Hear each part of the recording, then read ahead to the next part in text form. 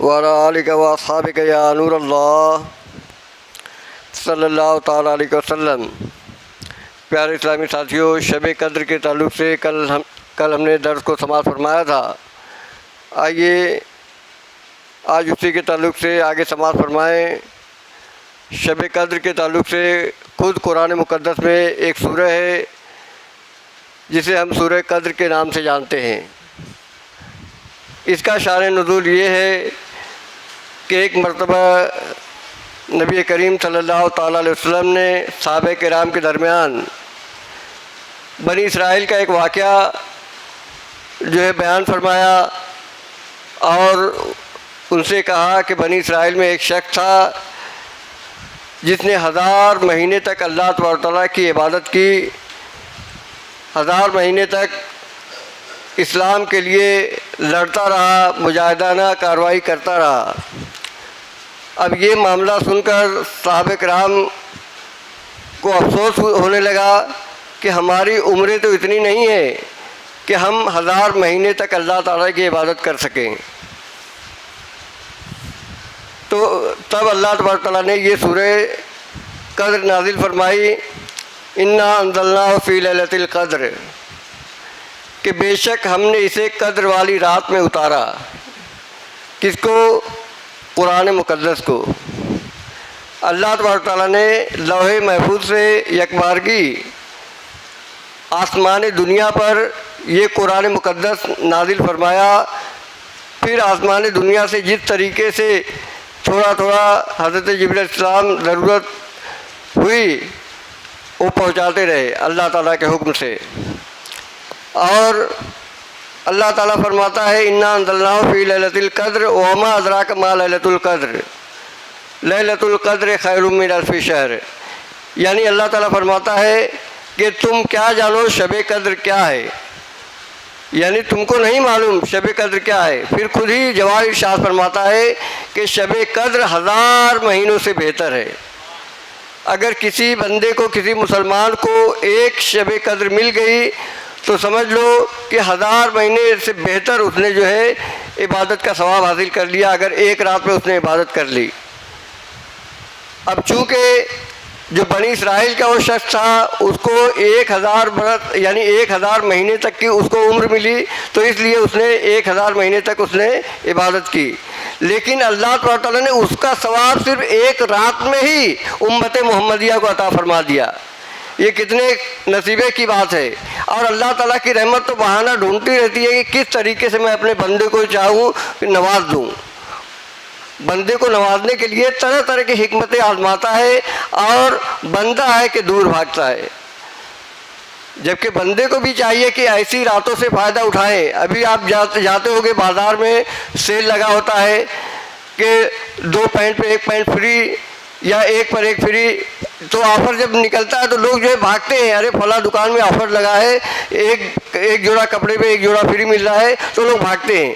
لیکن آپ سوچیں کہ یہ ایک رات جو ہے اللہ تبارک تعالیٰ جو عطا فرمایا اللہ تبارک تعالیٰ نے شب قدر والی رات، تو یہ 1000 مہینوں سے بہتر رات ہے، یعنی 1000 مہینے کے برابر نہیں کہ ہم نے 1000 مہینے کے برابر تم کو یہ جو ہے ایک رات عطا فرمائی، نہیں، بلکہ اس سے بہتر ہے۔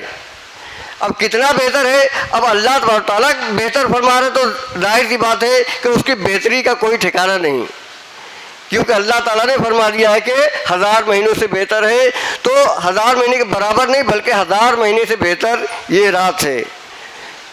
تو اللہ تعالیٰ فرماتا ہے کہ تم کیا جانو شب قدر کیا ہے، شب قدر 1000 مہینوں سے بہتر ہے، اور اس میں جو ہے فرشتے نازل ہوتے ہیں، فرشتے جو ہے نازل ہوتے ہیں، اور اس کے بعد وہ مصافحہ کرتے ہیں، اور اللہ تعالیٰ تمام حکمتوں والے کام جو ہے بندوں میں فرشتوں میں تقسیم کر دیتا ہے، کس کو کتنی زندگی دینی ہے، کس کو جو ہے روزی دینا ہے، یہ سب چیزیں جو ہے اللہ تعالیٰ جو ہے فرشتوں کے ذمے کر دیتا ہے، کس کو زندگی اور موت دینا ہے، کس کو شفا دینا ہے، کس کو روزی دینا ہے، سب جو ہے فرشتوں کے حوالے فرما دیتا ہے۔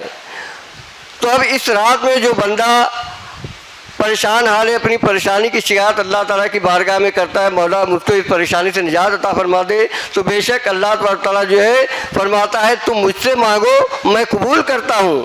تو اللہ تعالیٰ سے مانگیں گے تو اللہ تعالیٰ قبول فرمائے گا، اور سب سے زیادہ جو ہے ہمیں اللہ تعالیٰ سے مغفرت طلب کرنا چاہیے۔ حضرت عائشہ صدیقہ رضی اللہ تعالیٰ نے جب کہا کہ یا رسول اللہ صلی اللہ تعالیٰ علیہ وسلم، اگر ہمیں معلوم ہو جائے کہ شب قدر اس رات میں ہے تو ہمیں کیا کرنا چاہیے، تو نبی کریم صلی اللہ علیہ وسلم نے فرمایا کہ اگر تمہیں معلوم ہو جائے کہ شب قدر کون سی رات میں ہے تو تمہیں اس رات میں جو ہے یہ دعا پڑھنا چاہیے، اللہم انکا عفو تحب العفو فاعفنی یا کریم۔ تو یہ دعا جو ہے تم کو پڑھنی چاہیے، یعنی اللہ تعالیٰ سے مغفرت طلب کرنا چاہیے۔ اور اللہ تبارک تعالیٰ معاف فرمانے والا ہے، بخشش جو ہے فرمانے والا ہے، وہ بہت مہربان ہے۔ میں آپ کو بتاؤں کتنا مہربان ہے کہ اللہ تبارک تعالیٰ کی بارگاہ میں جب قیامت کے روز دو بندوں کو لایا جائے گا، ایک بندہ ایسا ہوگا کہ یعنی دونوں بندے بڑے گنہگار ہوں گے، ان کے نامہ اعمال میں جو ہے گناہ کے سوا کچھ بھی نہ ہوگا، گناہ ہی ہوگا، اور اللہ تعالیٰ فرمائے گا لے جاؤ ان کو جو ہے جہنم میں گھسیٹتے ہوئے پھینک دو، گھسیٹتے ہوئے لے جاؤ اور انہیں جہنم میں ڈال دو۔ فرشتے انہیں لے جانے کی کوشش کریں گے تو ایک جو ہے دوڑتے ہوئے جہنم کی طرف جائے گا اور دوسرا جو ہے مڑ کر پیچھے دیکھتا رہے گا۔ تو اللہ تعالیٰ فرمائے گا کہ دونوں کو لاؤ، دونوں کو حاضر کیا جائے گا۔ تو اللہ تعالیٰ فرمائے گا کیا تجھے معلوم نہیں، یعنی جو دوڑتا ہوا جہنم کی طرف جا رہا تھا اس سے پوچھے گا اللہ تعالیٰ کہ کیا تجھے معلوم نہیں کہ جہنم میں کتنی ہولناکیاں ہیں، کتنا سخت عذاب ہے، تجھے نہیں معلوم؟ تو عرض کرے گا بے شک اللہ تعالیٰ مجھے معلوم ہے کہ جہنم میں بڑے بڑے بچھو ہیں، سانپ ہے، آگ ہے، سب کچھ ہے، مجھے معلوم ہے، لیکن دنیا میں نے تیرے ایک بھی حکم کی فرما برداری نہیں کی، تیرا ایک بھی حکم کو نہیں مانا، تیرے ایک بھی حکم کو میں نے نہیں مانا دنیا میں۔ اب یہ تیرا آخری حکم ہے، اس کے بعد تو کوئی حکم دینے والا نہیں۔ تو میں نے سوچا دنیا میں تیرے حکم کو تو میں نے مانا نہیں، آج آخری حکم قیامت کے دن دے رہا تو کم سے کم چلو ایک حکم کی جو فرما برداری میں کر لوں، تیرا ایک حکم مان لوں۔ اس لیے میں جو ہے دوڑتے ہوئے جہنم کی طرف جا رہا تھا تاکہ میں تیرے ایک حکم کو کم سے کم مان لوں، کیونکہ تو نے فرمایا کہ اس کو لے جاؤ جہنم میں ڈال دو۔ تو اس حکم کو مانتے ہوئے میں جو ہے خود جو ہے جہنم کی طرف دوڑتا ہوا جا رہا ہوں۔ دوسرے بندے سے پوچھے گا کہ تو بار بار پیچھے مڑ کر کیوں دیکھ رہا تھا؟ تو عرض کرے گا مولا تیرے انصاف کو تو میں نے دیکھ لیا، لیکن تیرے عفو درگزر کو میں تلاش کر رہا تھا کہ کب تیری رحمت جو ہے بخشش کا پروانہ سناتی ہے۔ تو اللہ تبارک تعالیٰ فرمائے گا کہ تم دونوں ایک دوسرے کا ہاتھ پکڑو اور جنت میں داخل ہو جاؤ۔ یعنی اللہ تبارک تعالیٰ کی رحمت جو بہانہ ڈھونڈتی ہے، بخشش جو ہے فرمانے کا بہانہ ڈھونڈتا رہتا ہے، کس طریقے سے میں اپنے بندے کو بخش دوں۔ تو ایسی رات عطا فرماتا ہے۔ حضرت ابو ہریرہ رضی اللہ تعالیٰ فرماتے ہیں کہ شب قدر میں ایمان و یقین کے ساتھ قیام جو کرے گا تو اس کے پچھلے گناہ بخش دیے جاتے ہیں۔ یعنی جو اخلاص کے ساتھ، خلوص کے ساتھ جو اس رات میں عبادت کرتا ہے تو اللہ تعالیٰ اس کے پچھلے تمام گناہوں کو معاف فرما دیتا ہے۔ اور آگے ارشاد فرماتے ہیں شب قدر کون سی رات ہے یہ متعین نہیں، بلکہ احادیث میں یہ وارد ہے کہ ماہ رمضان المبارک کے آخری عشرے کی طاق راتوں میں تلاش کرو۔ یعنی اس کو متعین نہیں کیا گیا، بلکہ رمضان المبارک کے آخری عشرے، یعنی آخری عشرہ جو چل رہا ہے، پہلا 10 دن جو ہے رحمت کا عشرہ رہتا ہے، عشرہ کہتے ہیں 10 کو، تو پہلا 10 دن جو ہوتا ہے رحمت کا، دوسرا مغفرت کا، تیسرا جو ہے رہائی کا یعنی نجات کا عشرہ رہتا ہے۔ تو اس عشرے میں جو ہے یہ طاق راتیں جو ہوتی ہیں 21، 23، 25، 27 اور 29، تو ان راتوں کو جو ہے طاق رات کہتے ہیں، طاق رات کہتے ہیں۔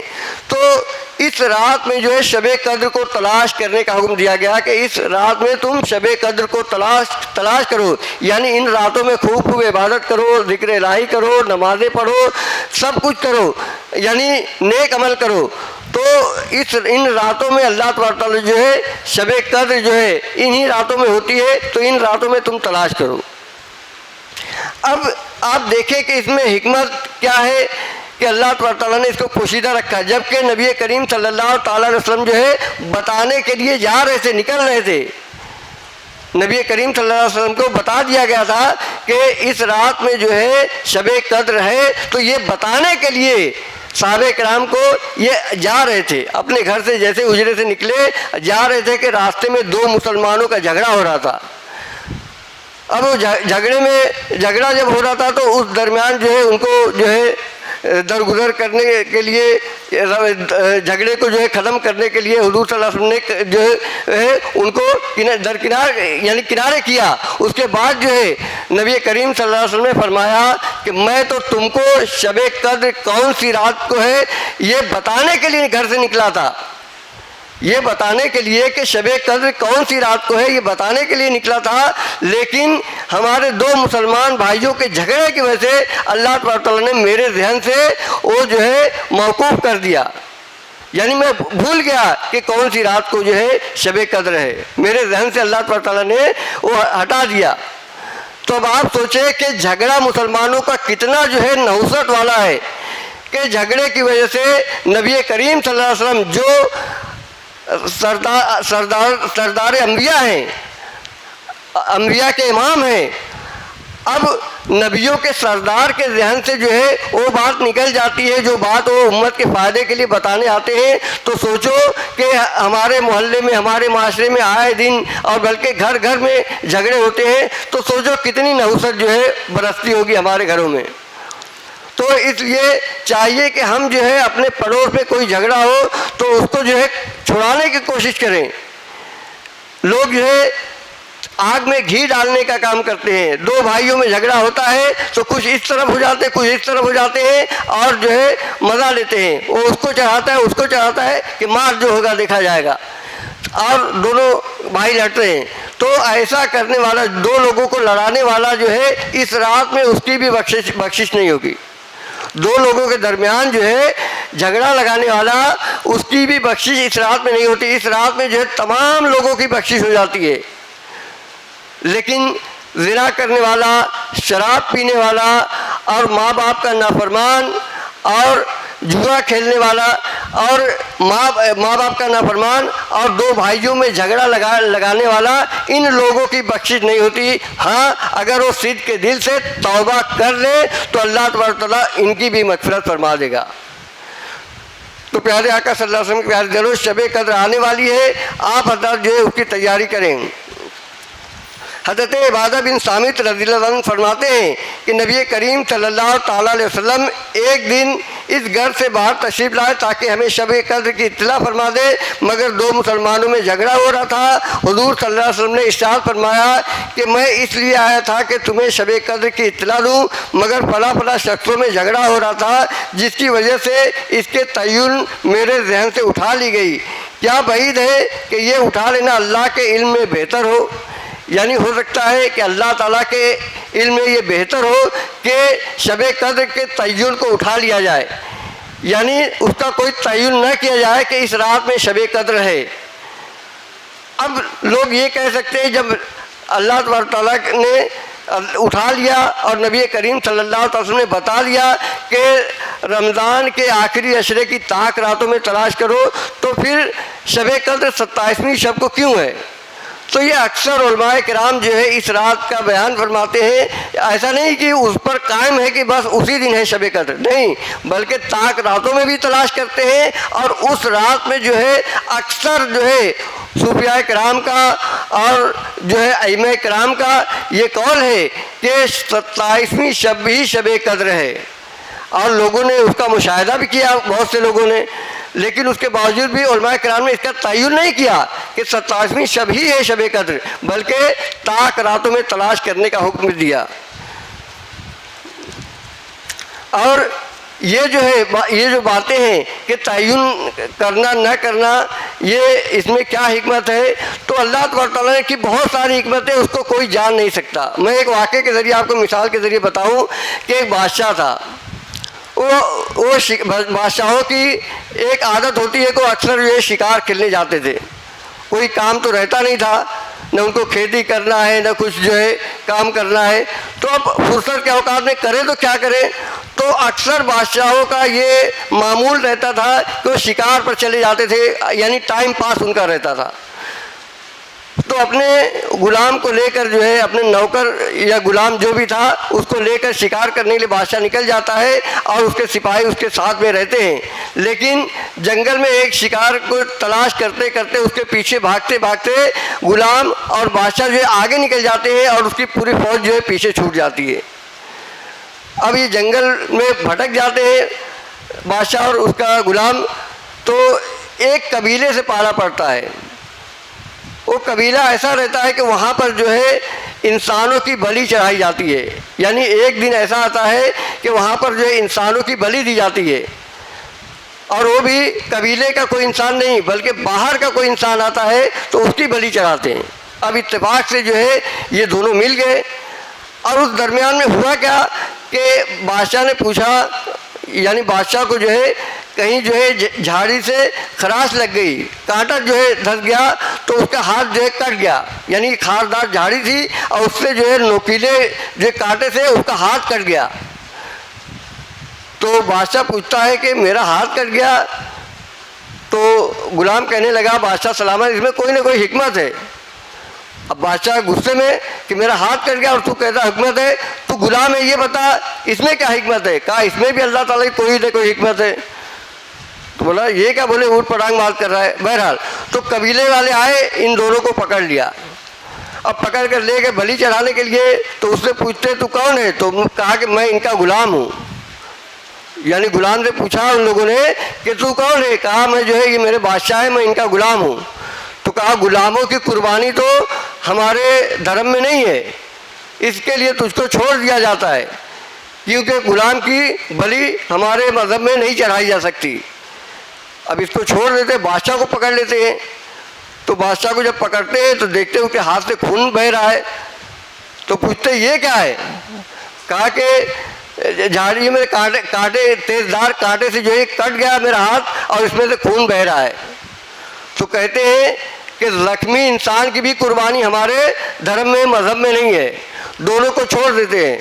تب بادشاہ کہتا ہے کہ تو میرا غلام ہے, اس میں بھی حکمت ہے اللہ تعالیٰ کی, اور مجھ کو جو ہے یہ جو ہے زخم لگا اس میں بھی اللہ تعالیٰ کی حکمت ہے. تو بالکل صحیح کہہ رہا تھا. اگر تو غلام نہ ہوتا تو تیری بلی چڑھ گئی ہوتی, اگر مجھ کو اس کانٹے سے زخم نہیں آیا ہوتا تو میری بلی چڑھ گئی ہوتی. تو اللہ تعالیٰ کی کیسی حکمت ہے کہ اس نے دونوں کو بچا لیا, غلام کو بھی بچا لیا اور بادشاہ کو بھی بچا لیا. تو اللہ تعالیٰ کے حکمت میں جو ہے ہمیں عمل دخل دینے کی ضرورت نہیں ہے, بلکہ اس کی حکمت پر ہمیں راضی رہنا چاہیے. آمنا و صدقنا کہہ دینا چاہیے, یہ نہیں چھو چرا نہیں کرنا چاہیے کہ یہ کیوں ہے وہ کیوں ہے. نہیں, اللہ تعالیٰ کا جو حکم ہے اس کو مان لینا, یہی جو ہے ہمارے لیے ہماری کامیابی ہے. اور فرماتے ہیں کہ سورہ قدر میں اللہ عز و جل ارشاد فرماتا ہے تنزل الملائکۃ والروح فیہا, اس رات فرشتے اور روح آسمان سے زمین پر اترتے ہیں. شب قدر میں سارے فرشتے نازل ہوتے ہیں, یا ان میں سے بعض اس سلسلے میں مفسرین کرام کے چند اقوال ہیں. بعض کا یہ کہنا ہے کہ سارے فرشتے نازل ہوتے ہیں, اور بعض کا یہ کہنا ہے کہ ان میں سے بعض نازل ہوتے ہیں, اور بعض کا یہ کہنا ہے کہ حضرت جبریل علیہ السلام سدرۃ المنتہا کے سارے فرشتوں کے ساتھ نازل ہوتے ہیں. یعنی جو بھی نازل ہوتے ہیں, چاہے فرشتوں کا ایک گروہ نازل ہوتا ہے, سارے فرشتے نازل ہوتے ہیں, یا سدرۃ المنتہا کے جو فرشتے رہتے ہیں وہ نازل ہوتے ہیں. بہرحال اتنا تو طے ہے کہ فرشتے نازل ہوتے ہیں. نزول ملائکہ کے حوالے سے حدیث پاک میں بھی ذکر ہے, جیسا کہ حضرت انس رضی اللہ تعالیٰ نے بیان فرمایا ہے کہ نبی کریم صلی اللہ علیہ وسلم نے ارشاد فرمایا کہ یعنی لیلۃ القدر کو جبریل امین فرشتوں کے ایک جم غفیر کے ساتھ زمین پر اترتے ہیں, اور ملائکہ کا یہ گروہ ہر اس بندے کے لیے دعائے مغفرت اور التجائے رحمت کرتا ہے جو کھڑے یا بیٹھے اللہ سبحانہ تعالیٰ کا ذکر کرتے ہیں. یعنی وہ فرشتوں کا ایک جم غفیر, یعنی ایک جو ہے بہت بڑا جو ہے فرشتوں کا جھنڈ زمین پر نازل ہوتا ہے, اور ہر اس شخص سے مصافحہ کرتے ہیں اور اس کے لیے دعائیں مغفرت کرتے ہیں جو بیٹھے ہوئے یا لیٹے ہوئے یا کھڑے ہوئے اللہ تعالیٰ کے ذکر میں مشغول رہتا ہے. ایک روایت میں ہے کہ جب شب قدر آتی ہے تو حضرت سیدنا جبریل علیہ السلام کے ساتھ وہ فرشتے بھی اترتے ہیں جو سدرۃ المنتہا پر رہنے والے ہیں، اور وہ اپنے ساتھ 4 جھنڈے لاتے ہیں۔ یعنی اس رات میں، شب قدر والی رات میں 4 جھنڈے لاتے ہیں۔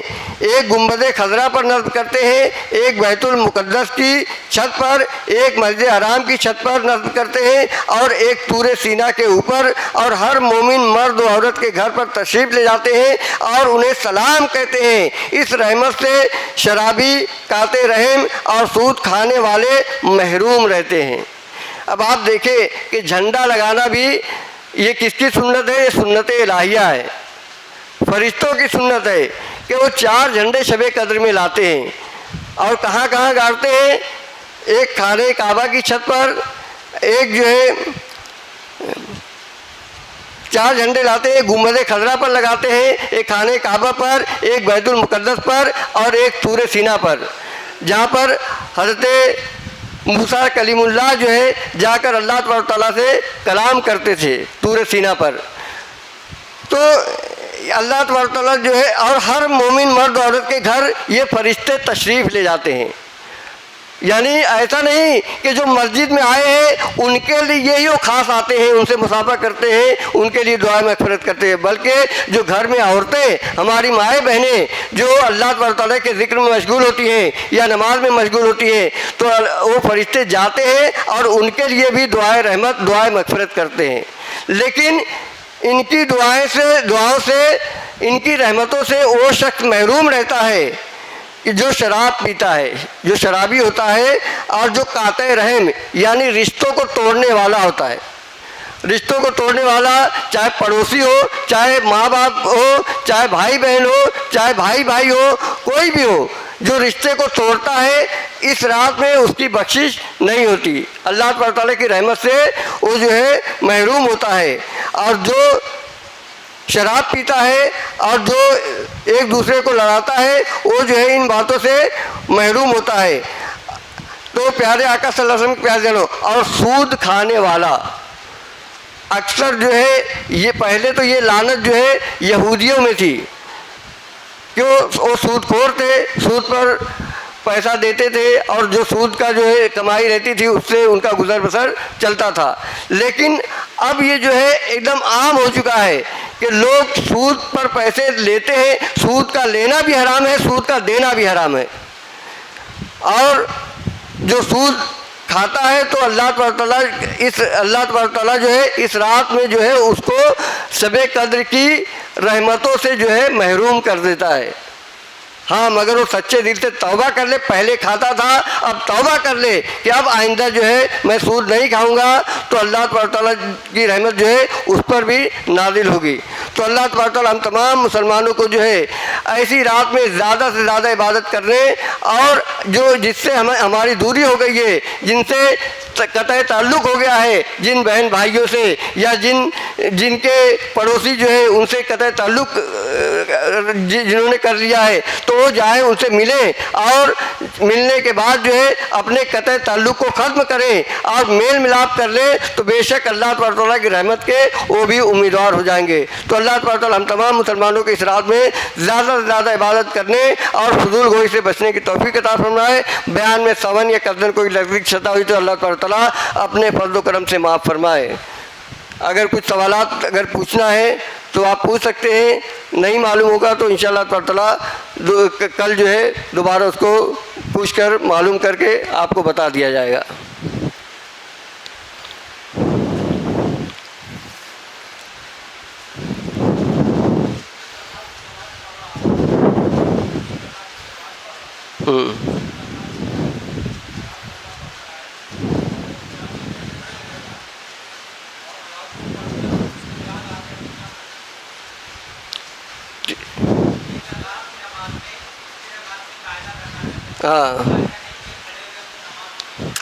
ہاں، جیسے 3 رکعت والی نماز ہے یا 4 رکعت والی، کوئی بھی نماز، 3 رکعت والی، انہوں نے پوچھا کہ 3 رکعت والی نماز ہے تو دوسری رکعت میں قعدہ کیا جاتا ہے، تو قعدہ نہیں کرتے ہوئے وہ کھڑے ہو گئے۔ کھڑے ہونے کے بعد ان کو یاد آیا کہ بیٹھنا چاہیے، انہوں نے سورہ فاتحہ شروع کر دی۔ تو اب جو ہے سورہ فاتحہ پڑھنے کے بعد جو ہے وہ جو ہے ایک ہی جو ہے تشہد ہوگا، وہ بھی قاعدہ اخیرہ ایک ہی قاعدہ ہوگا، لیکن چونکہ پہلا قاعدہ جو ہے یہ واجب ہے، پہلا قاعدہ جو ہے واجب ہے۔ اگر کوئی واجب چھوٹ جائے غلطی سے، جان بوجھ کر نہیں، غلطی سے اگر کوئی واجب ترک ہو جائے اور سجدہ سہو کر لے گا تو اس کی نماز ہو جائے گی۔ تو چونکہ پہلا تشہد جو ہے، پہلا قاعدہ جو ہے یہ واجب ہے، وہ چھوٹ گیا غلطی سے، بھولے سے چھوٹ گیا، تو جو تیسری رکعت میں جو قاعدہ کریں گے تو اتحیات پڑھ کے ایک طرف سلام پھیریں گے دائیں طرف، اور اس کے بعد 2 سجدہ کریں گے یعنی سجدہ سہو کریں گے، اس کے بعد جو ہے دوبارہ جو ہے اتحیات اور دعائے معصورہ وغیرہ پڑھنے کے بعد سلام پھیریں گے، نماز ہو جائے گی۔ اگر کوئی جان بوجھ کر کرے گا تو اس کی نماز ہی نہیں ہوگی۔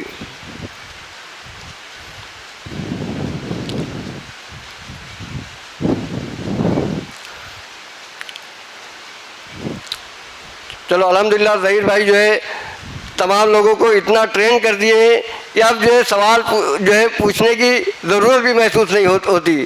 الحمدللہ اللہ تبارک تعالیٰ ظہیر بھائی کی عمر کو دراز فرمائے اور ان کا سایہ تاثیر ہمارے سروں پر قائم دائم رکھے۔ اللہم ربنا آتنا فی الدنیا حسنۃ وفی الآخرۃ حسنۃ وقنا عذاب النار۔